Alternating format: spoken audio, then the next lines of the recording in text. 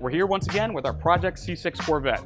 Today, we're going to take you through how to install high-powered LED reverse lights from Oracle Lighting. If you're like most Corvette owners, it's a little bit difficult to back up this vehicle at night, whether you're backing into a parking spot or trying to negotiate up your driveway. You want to have as wide and far of a field of vision as you can when backing up. So our LED reverse lights are going to provide just that. You're going to have more light output to go further and give you a wider field of vision.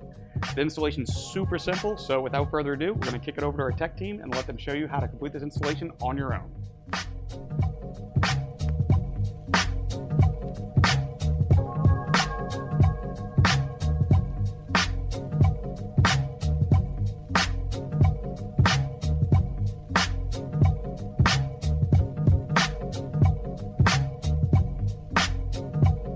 So, as you can see, these fog light bulbs only take a few minutes to install and make a big difference in the amount of light output that the reverse lights have.